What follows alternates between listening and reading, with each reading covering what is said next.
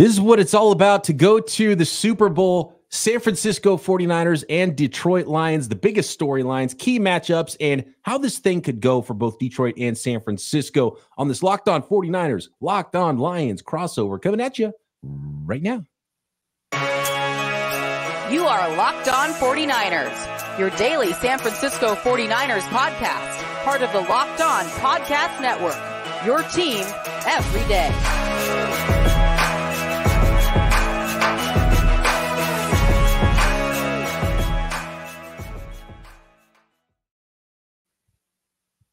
Welcome to Locked On 49ers and Locked On Lions, another Locked On Podcast Network crossover episode. Thanks to all the everydayers out there that are listening to Locked On 49ers and Locked On Lions every day, subscribed up on YouTube and everywhere you get your podcast right here on the Locked On Podcast Network. It's your team every day, and I got to imagine those Lions fans are really jacked up about this one. The 49ers fans maybe wringing their hands a little bit more. We're going to get into all of the aspects of this football game, some key matchups and the biggest stories here, maybe some predictions as well. But first, today's episode of Locked On 49ers and Locked On Lions, like all crossover Thursdays, is brought to you by PrizePicks, the easiest and most exciting way to play daily fantasy sports. Go to prizepicks.com/LockedOnNFL and use code, all lowercase, Locked On NFL for a first deposit match up to $100. Brian Peacock here of Locked On 49ers with Matt Dery of Locked On Lions at BD Peacock at Dery Speaks. What's the temperature, Matt? This is fantastic. This is a unique situation for Lions fans, right? And for 49ers fans, they've been here a lot. So to me, that's the biggest storyline is how different things have gone in recent history. And the Niners are old heads at this, but they got to get over this hump and pull home that Lombardi. And I'm sure Lions fans, Matt, are crying a river for 49ers fans because they don't go to 30 years since their last Lombardi. Next year will be the 30-year anniversary of the last championship team for the 49ers. I mean, Brian, I should be asking you a bunch of questions here. We should reverse it because I don't know how to act. Lions fans don't know how to act. This is unfamiliar territory for the folks here in the 313 because it's been since 1991 that they've been in the NFC Championship game. They haven't won two playoff games since 1957 in the same season. So this is unfamiliar territory, but the temperature is the Lion fans are confident. And there's something special about this group. You know, you go back to 91 on the Wayne Fontes team, and certainly that was a lot of fun. Barry Sanders and all of that. Some of the Schwartz and Caldwell playoff teams were fine, but there's nothing like this group right now. They are so beloved. Dan Campbell is the leader, chance of Jared Goff at the last two playoff games. It's a really likable team as well as a very good team. And I hate to say, it's all gravy or they're playing with house money, but I mean, the Lions, at least their organization feels like, led by Dan Campbell, that they should go in there and win. That's how they feel. And they feel like there's more goals there than just getting to the NFC Championship game. You think there's a looseness to it or a little tight being the first time there for this group? I know. I think they'll be loose. I think that they feel like, we're 7-point underdogs. And some of the talking heads, Skip Bayless tweeting out right after the game, "Oh yeah, Lions, congratulations on getting blown up by the Niners." The players see it. We had Craig Reynolds, the running back, on the show on Wednesday, and he was like, "Yeah, I mean, we're going in there thinking positive thoughts, and we're focused on just the task at hand. There really isn't a lot of distractions here with this team. I feel like they're on a string going to San Francisco to do a job. And I mean, I think that they feel good about it. And I think they saw Saturday night, and I know you and I will get into it. They saw a team that they can beat. I mean, if that Niners team shows up, but again, we've also seen a much better Niners team throughout the season than what they showed Saturday, right? Right. Exactly. Yeah. And that's what I've been preaching to the Locked On 49ers listeners out there, and even had some arguments with folks because they don't want to hear that the 49ers didn't play great and maybe snuck away with the win against the Green Bay Packers. And my message was, look, draft season is going to start early if they play like that again against the Detroit Lions. And maybe it's the best thing for the 49ers that they were able to get out of there with a win and have a battle-tested win to come back and win the game, even though they played bad, and a wake-up call that you can't start slow like that against the next opponent, which is the Detroit Lions. So it's going to be a fascinating one there. I want to go to, by the way, you mentioned the talking heads there. It's been a big Brock Purdy week too. And I think we do talk some quarterbacks here, but those talking heads, look, if you're watching this on YouTube, there's a couple heads talking at you right now, but you come locked on to get the straight scoop and not just the weird stuff and the extremes. The way I talk about it is we live in the gray area. The gray area is where we all live and nobody wants to be in it. I've had a couple of friends just text me like, "Oh, this Purdy's no good." I'm like, hold on a second. Like 4 weeks ago, he was up for the MVP with Lamar Jackson. Like, he didn't have a great game Saturday night. None of them did. So like, hold on a second here. It was raining. He obviously was affected by gripping the football. He didn't have Debo. Like, hold on before we say, oh, he sucks all of a sudden after one bad game. My goodness. Yeah. And a lot of hyperbole. And I did get into some trouble because I talked about Jared Goff in certain terms. And let's start with that one because I called him road Goff, and that you wanted road Goff and not home Goff. And that's kind of been what's followed him for a while, is maybe the big games he's not up for. Maybe the you get pressure on him and he's worse than most quarterbacks when he gets pressure. Nobody's great under pressure. But it's one of the things Brock Purdy is pretty good at, is dealing with pressure. Some quarterbacks are, some quarterbacks aren't. Maybe not as good on the road as he is at home for Jared Goff. What should the 49ers expect to see in Jared Goff? And has he shaken some of that reputation more recently? Because I've actually been, I mean, he grew up, 20 minutes north of where I'm sitting right now. And so I love to root for Jared Goff, and I loved watching him at Cal. He was the first pick in the draft and then got discarded. So there's almost for a guy who went 1.1, there's a little bit of a chip on his shoulder and kind of rooting on the underdog for a guy who, went to private school and was the first pick in the NFL draft, which is kind of wild. But what Jared Goff, who is Jared Goff now versus what he was in the past? He's just a much improved player, and he's been embraced by this fan base. He's been embraced by this organization. Remember, for Niner fans are going to go, oh, we'll just get the road version. He's won 2 games at Levi Stadium. He's won 2 road playoff games out of 3 road games that he's played. 1-1 as a starter. And then, of course, he came in when he had that finger injury a couple of years ago and came in relief and won a game in Seattle. So he's won some games on the road. Yes, some of his worst performances this year in Chicago, in Baltimore, were on grass and on the road. So that's he could shake that narrative this week if he goes to San Francisco and wins. But he's just improved immensely. He's taking care of the football. He's got confidence. He's the leader of that team. He's the voice in the locker room. And again, Dan Campbell and general manager Brad Holmes really brought him in via the Stafford trade and handed him the keys.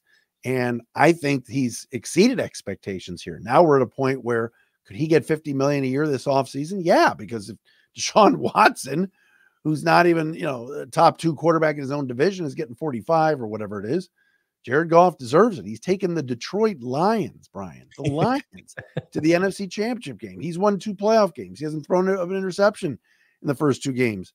They haven't trailed under Jared Goff in these 2 games. So he's improved. He's playing very well, and be interested in seeing if that pass rush can get to him, like you said, because I thought Jordan loved it all day on Saturday, and you got to figure some of these guys like Bosa and Young will shake some of the cobwebs off and the rust and play better this week. It's funny you mentioned 1991, and what flashes in my mind is like Tecmo Super Bowl rosters. I don't know if you were a Nintendo guy. I was a Nintendo kid at that point, and I was Bo Jackson, man. Bo Jackson. Bo Jackson. I'm thinking, I loved the Herman Moore, Brett Perriman, Mel Gray, and so a lot of names from the past. I'm sure that are pretty pumped. You see Barry Sanders on the sideline, and you see Calvin Johnson on the sideline, but there's so many more, and I'm sure there's going to be an army of ex-Lions that are lining up to be a part of this too, right? Yeah, and Chris Spielman, of course, was the first front office hire by Sheila Hamp and Rod Wood, the team president, when they decided to go full rebuild. They brought Spielman in to kind of help find the likes of Brad Holmes and Dan Campbell. So he deserves a lot of credit, but he kind of stays in the background. You see Chris in the press box or maybe with some of the coaches, but he's the key. You want to talk about an alumnus right now that should be embraced. And I'm not saying Calvin or Barry shouldn't be, but a guy like Chris Spielman has done the job. And Stephen Tulloch's of the world, Glover Quinns, guys like that have come back recently. And even Kerryon Johnson, kind of a random name from the past, that came back for one of these playoff games. It was interesting, but it's exciting. And I think the Lions and their fans, everybody's confident. This is not a golly gee, we made it this far and everything's gravy. They feel like, why can't we win? There's something with this team where they don't make a lot of mistakes, like I said, and they find a way. And we'll see if that happens again Sunday night. Yet unfinished for the 49ers and the Lions. Some key matchups that may decide this one, and maybe some predictions as well for the NFC Championship game next.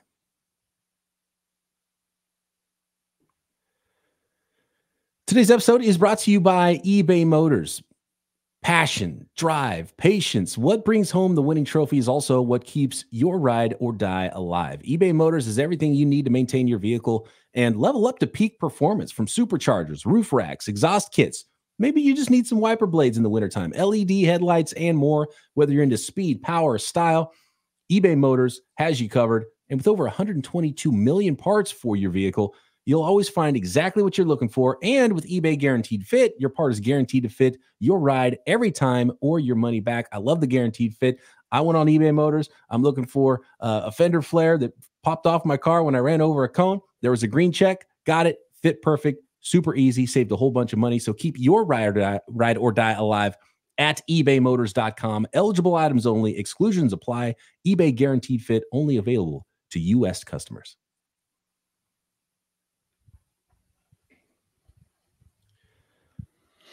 Just to wrap up the quarterback portion of our podcast here, because it's all the talk and it's always all the talk, and they get all the credit and all the blame. And Brock Purdy did get a lot of blame for the performance he had early. You mentioned the wet football. I think, for a quarterback that plays with so much timing and anticipation, some wet turf conditions kind of hurt where his wide receivers were coming out of breaks. So that was part of it. He got hit a few times on some balls where I thought they were, wet handballs, but they were actually just his arm getting hit and bad pass protection. So offensive line is a place, I think, when you're talking about key matchups, that I think we should go. And, most games are won up front, right, Matt? And we had some conversations earlier this week and had some fun banter back and forth with some Lions fans. And by the way, they've been coming strong. They're hunting out 49ers podcast. It's great. I love it. And shout out to all the Lions fans that have been listening to Locked On 49ers all week, not just the crossover episode, but like Trent Williams versus Penei Sewell, Nick Bosa versus Hutchinson, right? Aiden Hutchinson. And these teams are kind of mirrored in a lot of ways, and, dynamic running backs. But Hutchinson and Bosa don't actually go head to head. Right. You know what I mean? And Sewell and Trent Williams don't go head to head. It'll be flip-flop there. And so I think that's huge. And so Aiden Hutchinson, obviously high draft pick, coming into his own this year.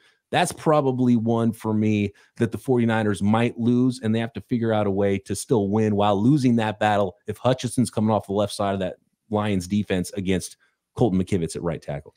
Well, that you stole my thunder, and I think it's great. The McKivitz, why would you possibly line Aiden up against Trent Williams at all in this game? You really shouldn't. The Lions right now, if you said, all right, let's do some draft talk, and I know you love draft talk, BP, but I think that the Lions are going to need another edge at some point, whether it's in free agency or in the draft this coming year. Romeo Okwara, Charles Harris, these guys have not had good seasons. Julian Okwara was let go, now is back in the practice squad. John Kaminsky's been fine. Pascal plays inside and outside, but really that's a spot where it's like Aiden Hutchinson in that edge room and everybody else. And so he's been special. And he a lot of times does line up against the other team's right tackle anyway, but that'll be one to watch, where you're right. How much help will McKivitz get? I know there were some times he struggled Saturday night with Rashawn Gary. So this past Saturday. So I see that as being a matchup for sure. And I think the Lions offensive line, I was surprised at how easy Green Bay had it in running that football Saturday night. I know that I don't think that'll happen again, but the Lions O-line's really good, and they can really push people back. You mentioned Sewell. Frank Ragnow is unbelievable center. Decker's a solid left tackle. One thing to watch is Awoshika at left guard for the injured Jonah Jackson. If I'm the Niners, I'm kind of identifying the left guard spot and seeing if I could attack there. But Lions running the football, that O-line against that Niners D-line is something to watch, don't you think? Oh, absolutely. And when it comes to Nick Bosa, and he moves around a lot, so he'll probably be going up against Penei Sewell. He'll be going up on the other side as well. And Penei Sewell, man, the way he gets out athletically on the move and blocks too is really fun to watch. And so I think there is a lot of comparisons to, you know, a younger version of Trent Williams, and we'll see how high Penei Sewell's star ascends. But obviously, I think he was the highest graded tackle for Pro Football Focus all season this year. Last year, it was Trent Williams who broke their grading system because he was putting up such high grades. So that's what we're talking about. Two of the very best in the NFL. No, it's awesome. And, you know, I think another thing to watch if we're talking about matchups is the Lions love the middle of the field. They like throwing it to Laporta, the tight end. Amon-Ra St. Brown lives in the middle of the field. Josh Reynolds, and obviously the Niners defense. I mean, I love your linebackers. Greenlaw and certainly Fred Warner are so good covering in space, but in that middle of the field, you know, when you beat the Niners, and I've watched plenty of San Francisco games, it's stuff down the sideline. And, I think that's going to be interesting to watch how much the Lions and Jared Goff can operate, you know, in between the hashes. What do you think? Yeah, no doubt. I mean, that's what I've called Kyle Shanahan's offense, and really, there's so many offenses around the NFL now because of the way the rules are, and I call it intermediate, aggressively intermediate, because a lot of people want to call Brock Purdy a check down quarterback, and he's not at all. He throws the ball. He doesn't have the biggest, you know, he's not throwing those 70-yard moon balls that Josh Allen is throwing last week, but and they were dropped. That were dropped, yeah, unfortunately for Josh Allen. But he throws a ton of balls over the middle of the field with accuracy, with anticipation. He's a dart thrower. He's got tons of guts, and aggressively intermediate is how I've called Kyle Shanahan's offense. And really, it's kind of the hospital ball offense, because there's not as many hospital balls as there used to be. There's an area of the field, those in breakers that so many teams are throwing now, that you couldn't throw back in the day. Ronnie Lott would take your head off, and he would be happily doing it and standing over you when your career ended, because and you can't do that anymore. So there's so much of that going on in the NFL, and I've seen a lot of that as well on the Lions side. And so yeah, covering the middle of the field, and Kyle Shanahan really likes to put linebackers in a blender as well. And you know, obviously the rookie class has been phenomenal. You have 2 first-rounders, 2 second-rounders on that Detroit roster, and I love the way what I'm seeing from Branch playing in the nickel. Obviously, Gibbs and Laporta have been phenomenal. But talk to me about the linebackers. Can the 49ers get a matchup on those linebackers, middle of the field, and cause some problems, safeties, linebackers wise? Yeah, I mean, that's definitely a concern. I think the linebacking crew for the Lions this year has been the best it's been in a long time. Alex Anzalone, Jack Campbell, Derek Barnes have all had their moments where they've looked really good. Alex is kind of the leader of that defense, playing with some injured ribs right now. I don't think he's 100%, but I could see a scenario where you're right. Shanahan's dialing up some stuff where it's Kittle against Campbell, and that's a mismatch. Jack Campbell really struggled in coverage earlier in the year. He's gotten a little bit better. There's times that the Lions have lined him up, and Derek Barnes for that matter, as edge rushers. I'll be interested in seeing what Aaron Glenn, the defensive coordinator, does there. Derek Barnes obviously had that big pick that solidified the game the other day against Baker Mayfield and the Bucs. So he's riding high. But what I say, though, I mean, the 49ers have the edge. If we're talking linebackers and you do the whole edge to which team, 49ers linebackers are better. But the Lions have some depth there. And if one of those guys went down, Malcolm Rodriguez, being the 4th guy, can play a little bit. Jalen Reeves-Maben is a guy to watch as sort of the 4th or 5th linebacker. He's played a lot more snaps lately. And if they can't cover Kittle, they're going to put 44 in the game. Reeves-Maben is really a special teams ace, and he may end up getting more snaps. So keep an eye on that. The 49ers, despite how good their front 7 is, and you got names like Bosa, Armstead, Hargrave, Chase Young they traded for at the deadline, Warner and Greenlaw at linebacker, they've been susceptible to giving up plays in the run game. They were getting killed with the pin and pull play and getting that pitch outside to Aaron Jones last week. And so that's definitely one thing I'm looking for that the 49ers really have to fix on the defensive side of the ball. And Logan Ryan got the start at safety. He was a late season pickup, and rookie Jair Brown didn't have the greatest game against the Ravens, and then was hurt, and then lost his starting job. It was a quasi starting job because he was only starting because Talanoa Hufanga went down earlier on in the season. And they did give up some big plays that they don't usually on the back end. Usually they're rock solid at the safety position. So definitely some things to clean up for the 49ers there. And so that'll be fascinating to see how that all works. And just one more note I want to talk about with the Lions. before we move on to some predictions and how this game might look for a victorious Lions or 49ers team, Matt, is Frank Ragnow, because you mentioned him. And I just want to remind everybody, it's a big W for Team Peacock pre-draft. I was all about Frank Ragnow. I saw him going in third rounds of mock drafts. I was like, you guys are insane. This dude is amazing. Yeah. And I still thought, I was like, hey, Niners in the second round. Let's go. This is my guy, Frank Ragnow. And then the Lions plucked him in the first round. I was like, okay, well, I guess some other people liked him maybe even more than I did, which was the Detroit Lions. He's been phenomenal. And centers don't get a lot of credit, which is why I just want to bring up his name one more time. Well, Brian, you're spot on, and we're spot on with that pick because he's everything to this team, to be quite honest. When he was down, he hurt his meniscus and missed a game. All right. Jonah Jackson's having the same surgery now, and they're hoping the Lions somehow made the Super Bowl that he might play. But Ragnow is a monster. Injured his knee and ankle on the same play on that 3rd and 1 last week, which was a terrible call, by the way. They should have just run the ball, but that was a rare Ben Johnson gaffe. And he walked off under his own power, but it didn't look good. Didn't take his helmet off and was right back out there. They need him. They could move Graham Glasgow over to center, which they've done from right guard if they need to, if Ragnow gets hurt. But this team runs, that offense runs on 77. He's unbelievable. And he's a warrior. He'll be out there. They'll be out there Sunday, regardless of the ankle and knee issues. And that's just who he is. He's a special player. All right. What's the path to victory for the 49ers and Lions? Some predictions to finish up this crossover Thursday.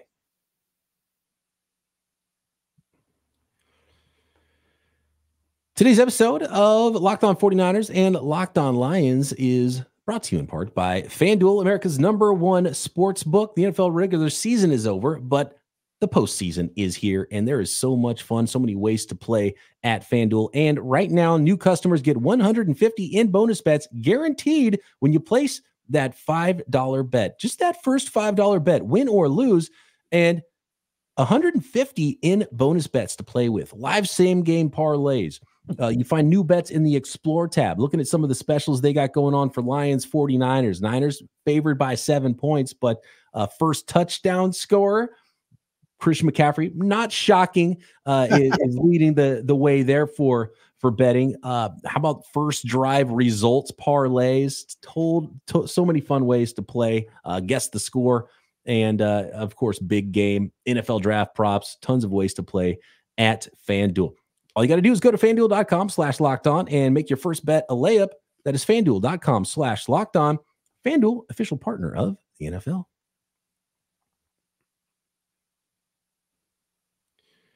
So take me through it, Matt. What does it look like? What does the Lions win? Lions advance to the Super Bowl. What happened on the field Sunday?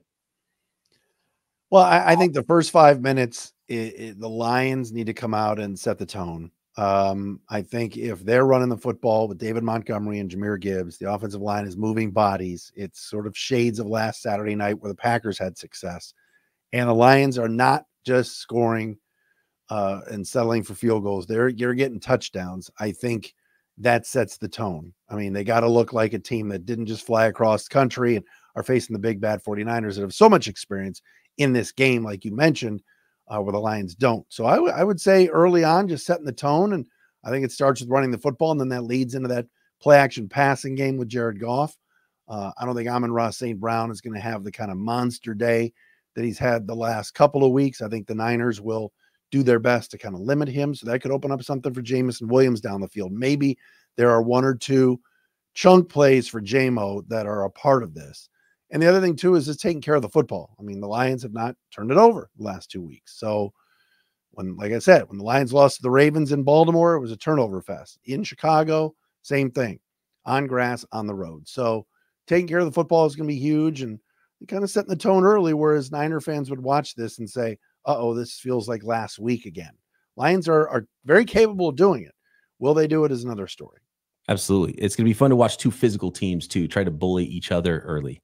And who can last through 60 minutes of trying to bully your opponent is going to be a lot of fun there. And I think you nailed it, especially one aspect of finishing and landing that haymaker if the game starts that way, because the Packers weren't able to do it. You know, drives ending in field goals, dropping interceptions that hit Darnell Savage between the 2 and the 6 on his jersey. Those types of things can't happen if you want to knock off a team on the road like the 49ers. The 49ers didn't take a snap inside the Packers 25-yard line until 2 minutes and 20 seconds left in the game, and were able to win a playoff game in that fashion. So a lot to clean up for the 49ers. They don't want to the 49ers, it's a compliment when I call them the best front runners in the league, because they're built to win that way. They're built to run the ball, get a lead, and lean on teams. And then you're talking getting pressure on Jared Goff, trying to make the Detroit Lions one-dimensional. It's the way the 49ers have always played under Kyle Shanahan and John Lynch, and it's the way they want to play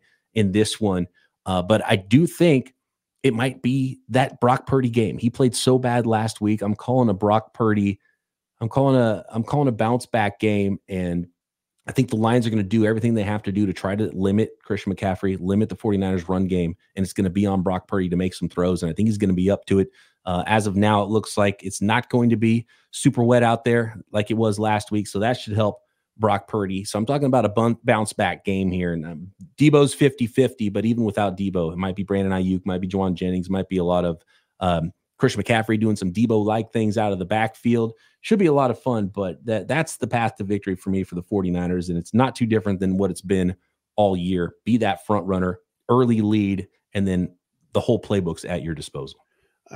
Give me something on Debo. I mean, do you think, I'm not saying, the Niners are definitely going to win if he's out, or if the Lions are definitely going to win if he's out, but I mean, how many times have they kind of played without him this year, and how's it looked? And we saw how it looked Saturday night, They've been fine with him in past seasons, but here's a number I've got for you on Debo this season. The 49ers are 12-2 and have averaged 13.1 points per game and 412 yards of total offense when Debo Samuel has finished the games this season.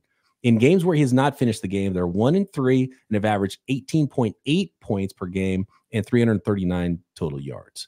So, and I do think the Packers game and the Cleveland Browns game, especially, both those games were in the raid, and both those games were very similar. In Cleveland, Brock Purdy led the 49ers down the field at the end of the game, but they missed the field goal, so they didn't end up winning it. But Debo went out early in both those games, and I do think they were Debo-heavy game plans. So I think knowing he's not going to be there hurts less than planning for him to be there and then not playing. And I don't think the 49ers, he's going to be questionable at the game time.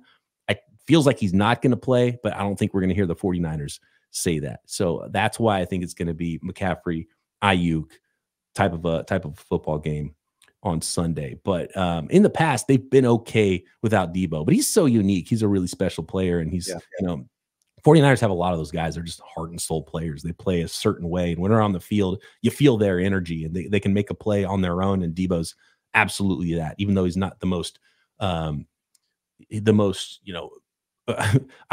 of a better term, I always call it wide receiver. He's not the most wide receiver, but he's so unique that it's hard to, it's really hard to mimic what he can do from anybody else. And maybe Christian McCaffrey is one of the few guys in the league that could actually do that. Well, I mean, you look at this thing, Brian, it's tough. I've sat here throughout the show thinking, what am I going to say when it comes to predictions? I'll say this. I think the Niners are supposed to be here. Not that the Lions aren't, but this was the Lions' goal at the start of the year was win the division, get a home playoff game for these fans, and win that. And then to win two to get to this point, I think they're going to be loose. For the Niners, they're supposed to be here and they're supposed to win it, like you said. I mean, they talk Lombardi's out there, whether it was Walsh, Seifert, whomever. I mean, you guys. So, Shanahan, I thought was a little tight, especially at the end of the half the other day, which I don't know what that was. And guy's a great coach, don't get me wrong, but I can see a scenario, I really can, where the Lions are in there loose, playing their game, playing physical, and squeak this out and shock everybody. With the kicking game, Jack Fox as a punter, keeping the Niners pinned deep, has done a great job all year. Badgley's been all right, but I can see it. I can see that scenario. I kind of get a sense of maybe a 24-23 win that would shock everybody for Detroit. I don't know. I know that the line is sat at 7. I know it's the underdog story, but man, the Niners, all the pressure's on them, don't you think? I'm glad you came on here and chose the Lions. I was going to be upset if you didn't, Matt. And I do have to choose the 49ers in this game. Sure. I think there was a wake-up call last week, and they're going to come out a lot meaner, a lot faster. and a lot drier than they were last week, which probably doesn't bode well for the Lions, but they have to play well. They cannot let the Lions do what the Packers did last week to them. And a lot of it was self-inflicted and not so much what the Packers did to the 49ers. I do like the 49ers in this one. I'm less confident about, a touchdown victory. And you mentioned the kicking game. I almost feel like it has to come down to a kick, and it's going to be, you want to see some anxious 49ers fans lining up for a game winner or big kick late with a rookie kicker. Ideally, the 49ers would have a lead and it wouldn't come down to a kick. It wouldn't come down to, a call here or there, a pass interference on a long third down play or something like that. And so that's what I'm hoping for the 49ers. And they need that little bit of extra wiggle room late with a lead would make everybody feel a whole lot better. But I can't wait to see how this one goes. I have the 49ers by 6 in this game. And I like it to be, 30-24, something like that. I think there's a good chance there could be some points out there on Sunday. Well, he was known around these parts when he was at U of M here as Money Moody. And there were Lion fans. There were Lion fans that were Michigan fans in the offseason saying, draft Jake Moody, because the Lions kicking situation for 3 years hasn't been great. They bounced around with the likes of Riley Patterson, Michael Badgley, and others. So they were wanting Jake Moody. And then when the Niners took him, they're like, oh, because he was a legend here for Michigan fans. And he's damn good. He's actually been okay. He's been fine. It's just that the 49ers had Robbie Gould, who's never missed a playoff kick. I know. So that's what you're going from to a rookie kicker. And there's been some misses and some weirdness. And there was a miss last week. And it was a block, but I don't think that was going in. He hit it low and left. But I can't wait for this one, Matt. It's going to be fantastic. Appreciate all the everydayers out there for Locked On Lions and Locked On 49ers. And of course, Matt and I will be back on our respective podcasts post-game, breaking everything down as we do here, your team every day. Make sure you check out the new 24/7 Locked On Sports Today streaming channel. You'll see Matt on there. You'll see me on there. All the national hosts, all the biggest stories streaming Locked On Sports Today on YouTube, on your Amazon Fire, on more smart TVs to come as well. Thanks everybody for listening. NFC Championship game. Super Bowl's next for one of us. We'll talk to you then right here. Locked On 49ers and Locked On Lions.